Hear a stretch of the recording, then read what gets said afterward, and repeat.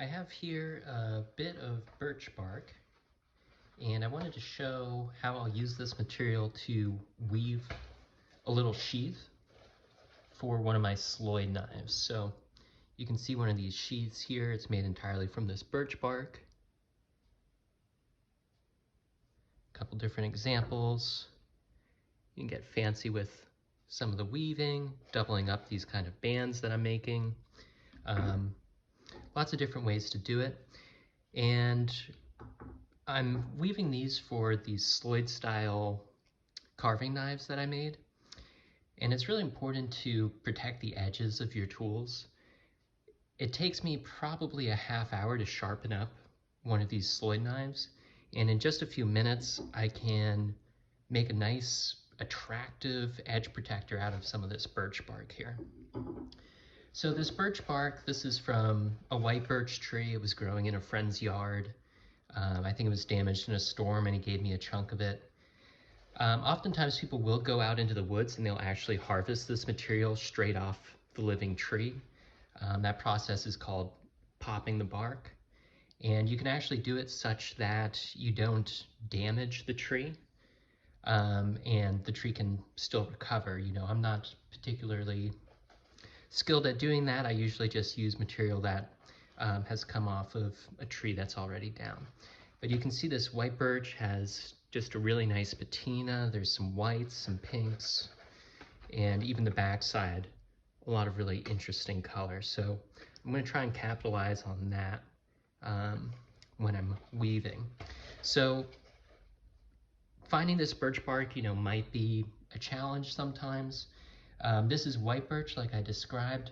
I've also used, like in the case of this is black birch from some trees that I cut down a few years ago, or rather fell down. And I actually made the sheath out of the same wood that I made the handle out of. So thought that was kind of cool. So typically people do use this white birch. This is black birch, and I find if it's fresh, you can still use it. I think over here I even have, I believe this is from a choke cherry tree. So as long as it's a little bit flexible and pliable, you can weave it. It kind of works similar to leather. But I've also seen people, you know, when they need to do this weaving with like a cereal box or that kind of material. So a couple of different options there. You can, you know, also use this birch bark to weave other things. I'm not a particularly experienced weaver, so I just make these little protectors for my knives. But people certainly do use them to make baskets, purses, all sorts of crazy stuff. So you can find a lot more information on that online. But even, you know, for me, I can make, this is kind of a curved one for my spoon knife.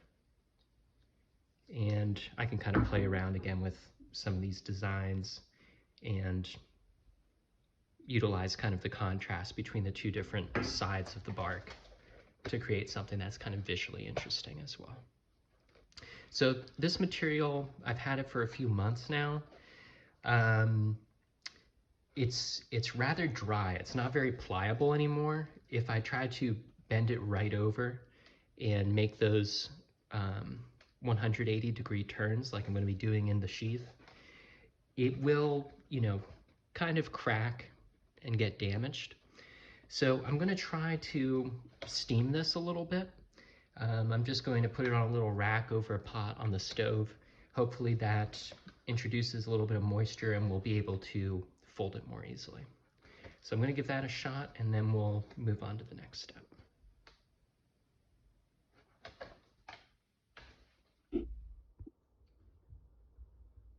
Alright, so I just took this birch bark off the little steamer setup I had over the stove there.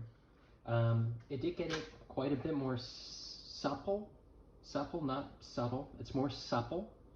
And it has a little bit of memory still from being wound up in a bag for a little while, but it's at least not breaking or cracking when I'm trying to cut it. So the first thing I'm going to do is I do want to look and see, you know, if there are any problem areas. Something like this, it's kind of like a little eye, maybe where a branch was. It's not going to be flexible in that area, so I want to avoid that. Certainly want to avoid this big one right in the center here.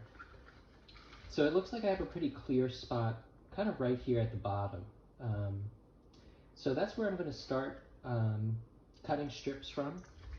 So the first thing I'm going to do is just kind of create one straight line. It's pretty close to straight, but I have a little bit of oddness there. I have a piece of wood here. I'm going to use as a straight edge. Get this folded out.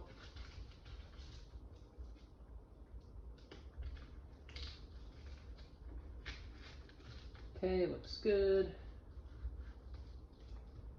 All right, I'm using my utility knife here. I've got a nice, fresh, sharp blade on that.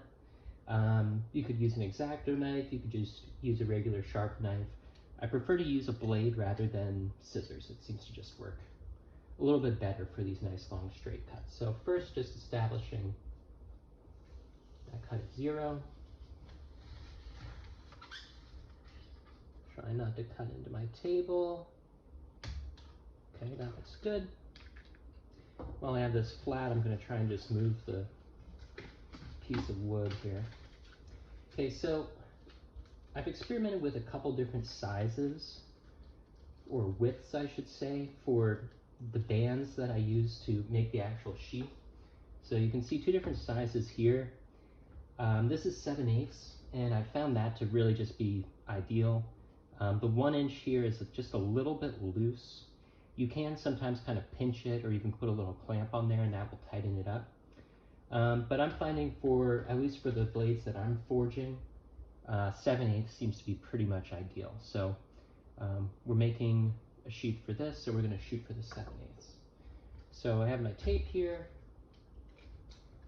I'm going to just measure over, that's 7/8.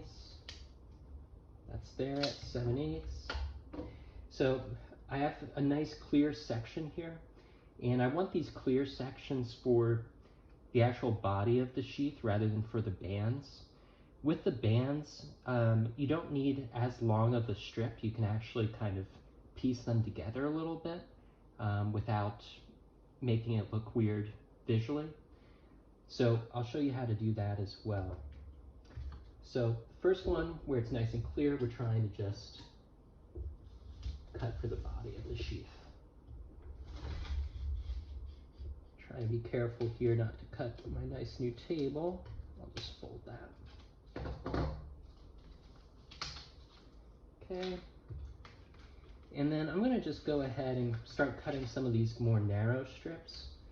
We can see up here I've got a hole. It doesn't really matter. We can just discard that little bit. And I think what I've determined is I prefer these kind of narrower strips. These are 1/4 inch strips versus here and here we have 3/8 of an inch strip.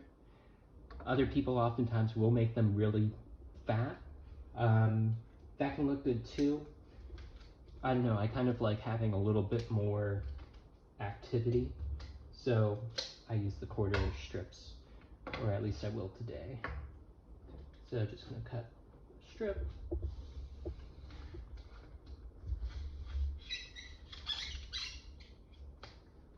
Okay, there's one.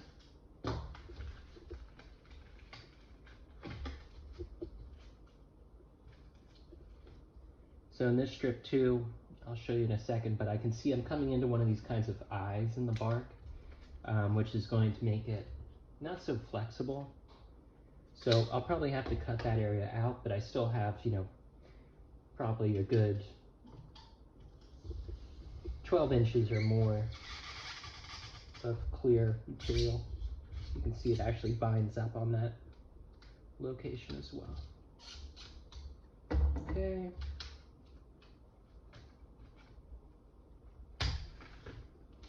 There's 2. I think I'll only need 2, but just for good measure, I'm going to cut an additional one here. And I'm using my tape measure because I can compress the tape in to get a nice clear measurement against my straight edge. That's going to be more effective than using my ruler, which, you know, there's kind of a dead space at the start there. You know, the bottom of the ruler isn't true 0.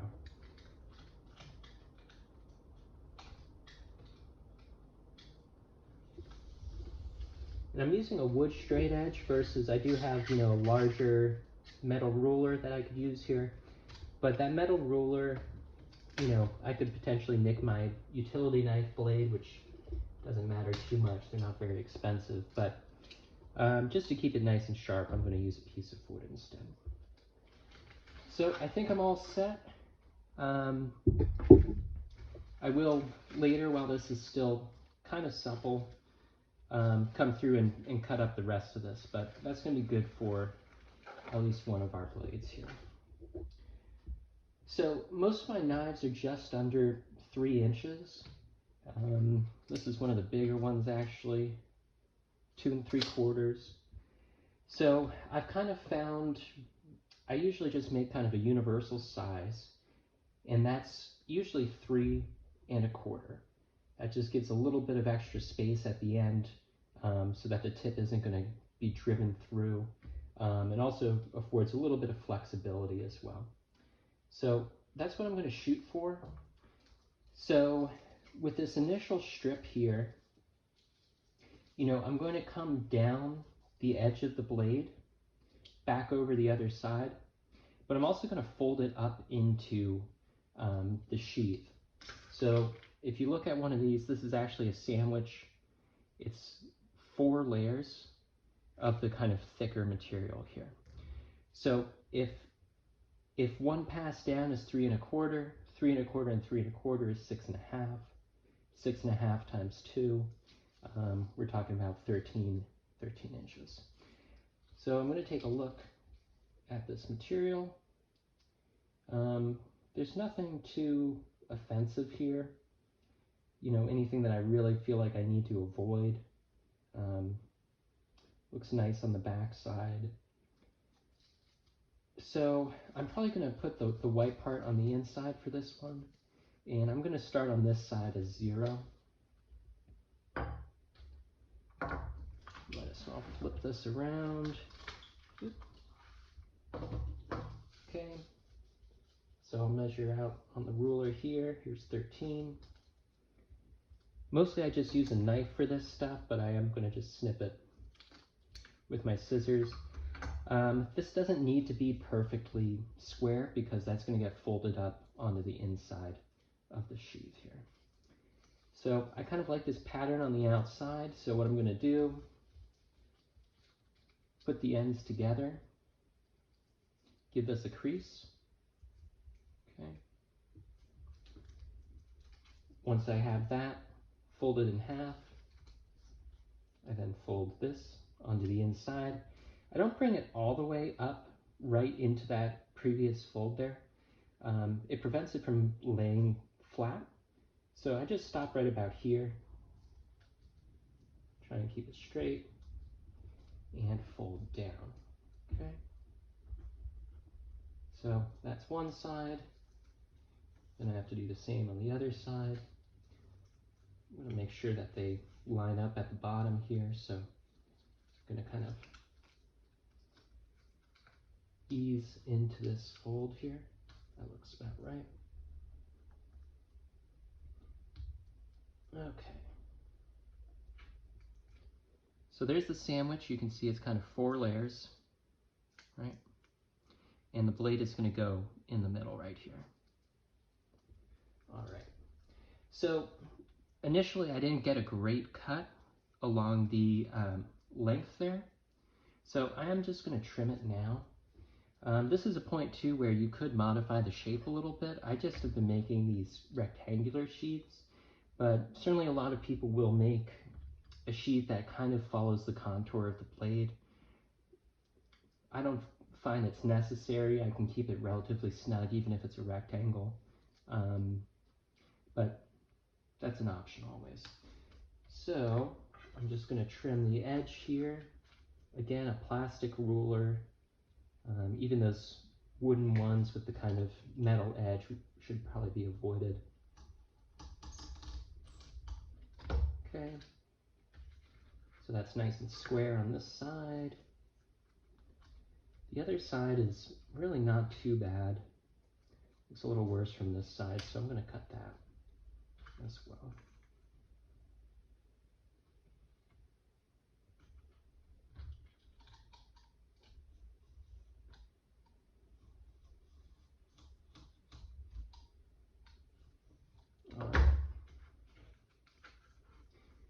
So while I prepare some of these bands, I'm just gonna get a little spring clamp on here, set that aside.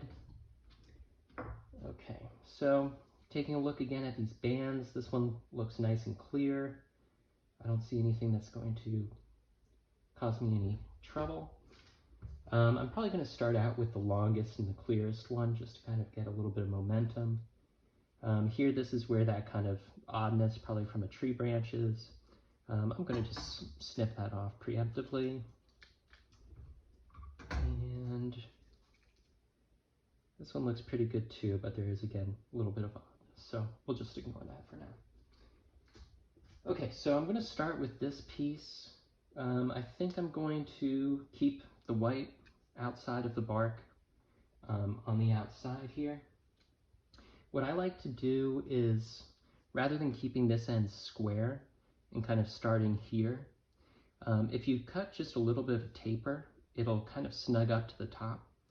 And I think this just kind of makes for a more pleasing appearance. You get a little bit of contact right at the top of the sheath there as well. So I'm going to do that with my scissors. Just cut it at a bit of an angle. Probably even trim that off. Okay. So this is getting inserted into the folds of bark here. I'm going to pull off the clamp. Okay, so I'm kind of sending it all the way to the back because as I weave this down, each wrap is going to create a little bit of pressure and that's going to lock the piece in place. So I'm right where I need to be. It's locked in. Here I'm going to come around the outside. Okay. And then here generally is where I would then send the bark through the sheath. So where am I placing this? It's not right through the first one. That's not going to clamp it down. Not through the second one. That's going to just be in the middle. So I'm going all the way so that it's in between the last two layers here. Okay.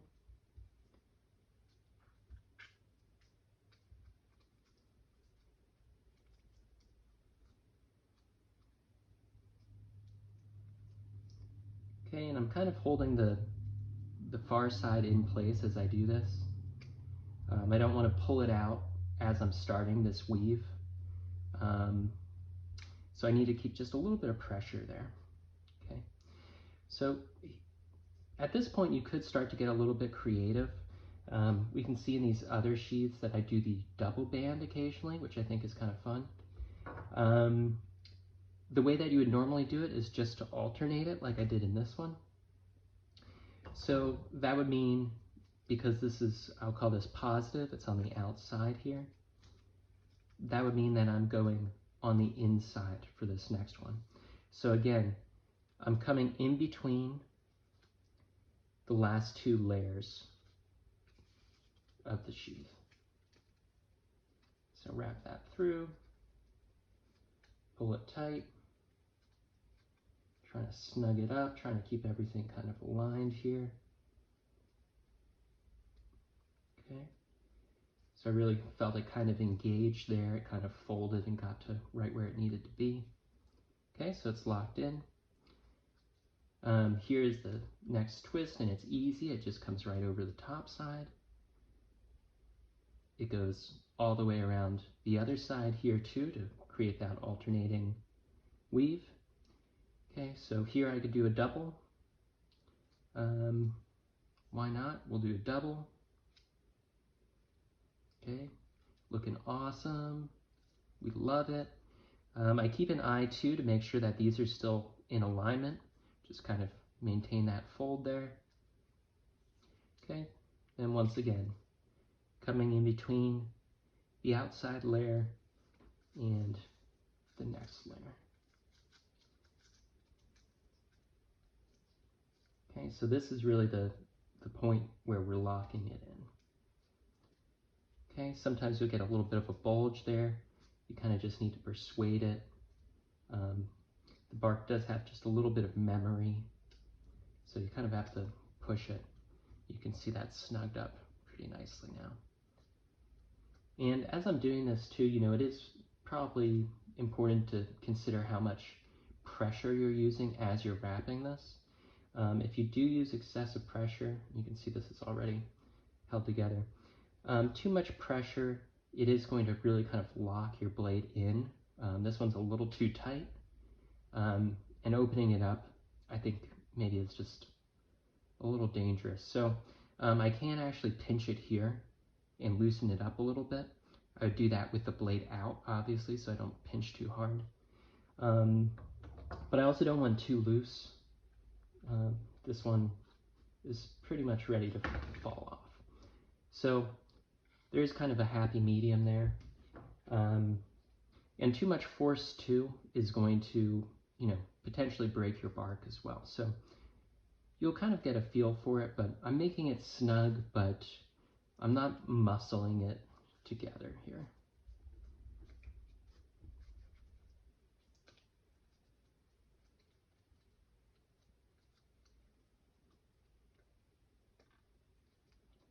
Okay, so that's the interior one. That's really locking it in, making sure that it's snugged up to the previous wraps. Looks pretty good. Just trying to get this previous wrap nice and tight there. Looks all right. Okay, so here again, I could make a double, you know, void there. I would say that's kind of a negative space. That would match the double positive up here. But I'm going to just return to the normal pattern. Go over the top, come back over this direction. I'm going to come through here.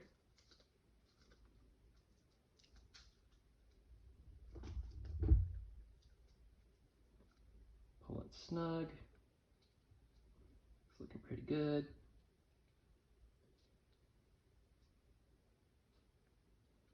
All right, digging it. Okay, so here, I'm going to, let's see, what am I going to do? I'm going to send this through, and then I'm going to try to, so I'll have a double band here, and then I'm going to stop it on the inside here, because I'm almost out of bark. I would only get around once more, and really I do want to have some pressure here at the end of the sheath too. So I'm going to end it right in here, because this is going to be the best place for me to start a new wrapping as well. You can end it on what I would say a positive and wrap it in, but then you have to send the bark back out, and it looks a little bit sloppy. I'll show you one in a second to demonstrate what really not to do. So anticipating ending right here, I'm going to, you know, I want that piece to go as far through as possible just to keep a little pressure. I'm gonna snip it right there. That looks good. Okay, get that pressure out here. All right, so slide this into position. Okay, so you can see it ends in there.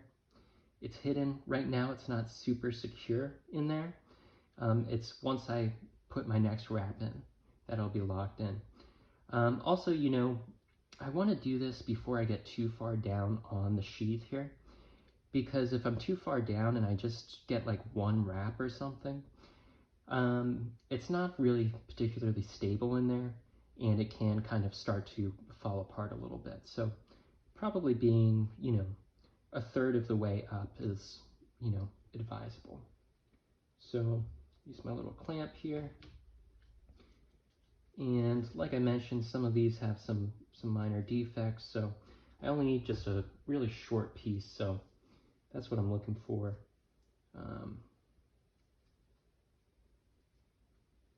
We'll just use this other one. Okay. So what I'm going to do to start a new piece, in order to lock this previous one in place, it's just a little bulge on here. I'm going to cut this out. To lock this in place, I place this inside the last wrap and directly on top of my previous wrap. Okay, it's probably a little hard to see, but you can see this is on top of my previous wrap there. Okay, so I send it almost all the way to the end, kind of lock it down. This now I'm going to make, as I describe it, a negative. This is going to come inside.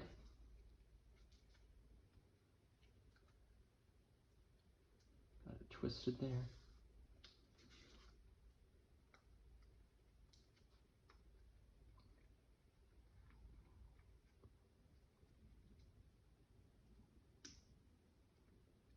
Okay. Snug that up to the previous fold. Looks good. Okay, so I can here again do a positive. I'm going to do another positive here. And now I'm getting pretty close to running out of space. I think I'm actually going to keep this one positive as well. That way I have two positives on either side. And then this is going to terminate. Let's see. We're going to try and end it right inside of here. Okay. So I'm going to stop it right about here. I'm going to just kind of relieve this edge a little bit so that it fits in snugly. Okay. And it's getting pretty tight here. We've kind of forced all the looseness out of it, gotten it nice and tight, and kind of wedge this inside here.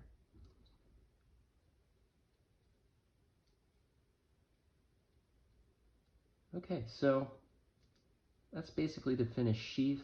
I'd probably come through and snug things up a little bit more.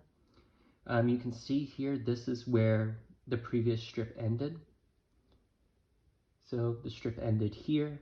I placed the new strip on top, came right around the outside there, and looks pretty much seamless. So I probably will use a little something to kind of snug this up a little bit, but overall looks pretty good. Test it out with the knife. So it's a little bit snug. It feels pretty good, so I'll probably just pinch it in these areas to really get it looking nice. So, like I said, that's the way I prefer to start a new piece, if you kind of start it inside. You can see in the case of this sheath, and this was one of the first ones I made, and I didn't have very much material. You can see I went from a positive straight to another positive, so it's not quite as tight here, and visually I think that just doesn't look as good. So that might not make sense until you actually encounter the problem. But basically, you know, I'm trying to combine the two pieces inside rather than going right on the outside there. Okay, so that's kind of the finished sheath. I know some folks will coat them in oil, like even, I think usually they just use mineral oil. I've done that. I did it with this one, but I find I don't really like it, and you end up with a little bit of oil on your knife. So I prefer not to do that. I wouldn't use either, you know, polymerizing oil, like a Danish oil or a urethane or something like that. I think it would probably just kind of harden and make it even more brittle. So I'm probably going to just keep it with this natural look. So pretty happy with that. So that's how I would construct a sheath for one of these Sloyd knives. You can certainly do other things with this birch bark weaving. One of the things I'm going to do today, I have this little chip carving knife, and this plastic sheath is horrible. So I'm going to make just a little sheath for that. And you could use this to make a sheath for a larger hunting knife or something like that. I think you could even do it for chisels. You can weave the bark around some sort of form and create kind of a boxier shape as well. I've seen also sheaths that come up and they actually snug up around the handle of the knife, and that looks good too. Maybe even a little bit more durable. But, you know, it's always important to protect your edges.